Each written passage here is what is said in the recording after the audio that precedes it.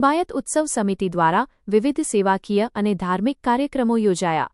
નાગરિકો માટે નિઃશુલ્ક મેડિકલ અને આંખોની તપાસ માટે આરોગ્ય કેમ્પ યોજાયો. યુવાઓને રોજગારી મળે તે માટે વિવિધ કંપનીઓની ઉપસ્થિતિમાં રોજગાર મેળાનું આયોજન. જરૂરિયાતમંદ ગંગા સ્વરૂપ બહેનોને સાડીનું વિતરણ કરવામાં આવ્યું. વિદ્યાર્થીઓને સાયકલ, રેઇનકોટ અને સ્કૂલ બેગનું વિતરણ કરી શિક્ષણને પ્રોત્સાહન અપાયું. જરૂરિયાતમંદ પરિવારોને અનાજ અને જીવન જરૂરી ચીજવસ્તુઓની કીટનું વિતરણ કરાયું. લિંબાયતના સુખ, શાંતિ અને સમૃદ્ધિ માટે સુંદરકાંડ પાઠનું આયોજન કરવામાં આવ્યું. સેવા, સંવેદના અને સંકલ્પના સંદેશ સાથે જન્મદિવસની ઉજવણીને સેવાકીય અભિયાનનું સ્વરૂપ આપવામાં આવ્યું. HX24 ન્યૂઝ ગુજરાતી જય બગિયા સાથે નૈતિક રેશમવાલા, સુરત.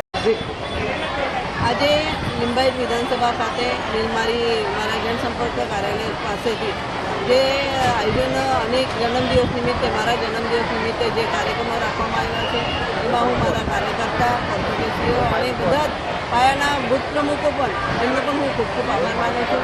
આ કાર્યક્રમમાં જેવી રીતે આપણી જે દીકરીઓ સુમન હાઈસ્કૂલની જે દીકરીઓ છે જે પહેલો બીજો ક્રમાંક લાવેલા છે એવી દીકરીઓને એ આગળ વધે, પ્રેરિત થાય અને એટલા માટે એકાવન દીકરીઓને સાયકલ વિતરણ કરવામાં આવ્યું છે, સ્કૂલ બેગનું વિતરણ કરવામાં આવ્યું છે, રેનકોટનું વિતરણ કરવામાં આવ્યું છે અને સાથે સાથે મેડિકલ કેમ્પ રાખવામાં આવ્યો છે અને સાથે સાથે ગુજરાત ગેસનું જે કનેક્શન 854 રૂપિયામાં મળે છે એની નવી સ્કીમ આવી છે. તો મારો એક ધ્યેય છે કે મારો વિધાનસભા વિસ્તાર બાટલા મુક્ત, સિલિન્ડર મુક્ત બને એના માટેનો હું આગળ પ્રયાસ મેં હાથે લીધેલો છે અને બુથવાઇઝ અમે લઈ જવાના છે.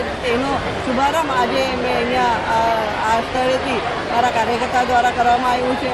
સાથે સાથે ગંગા સ્વરૂપા ભગીની છે એમને પણ કીટની, અનાજની કીટનું વિતરણ છે, કોઈએ સાડીનું વિતરણ કર્યું છે.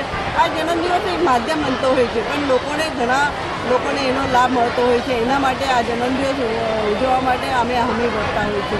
આ કાર્યકર્તાઓનું પ્રેમ અને નાગરિકોનું પ્રેમ અને લોકોનો પ્રેમ જોતા એવું લાગે છે આ જે પ્રેમ એમનો મળી રહ્યો છે હું કદાચ કોને મળતો હોય પણ આવો આ લોકોને જેટલો મારા પર પ્રેમ અને સ્નેહ રાખ્યો છે હું ખૂબ ખૂબ આભાર માનું છું.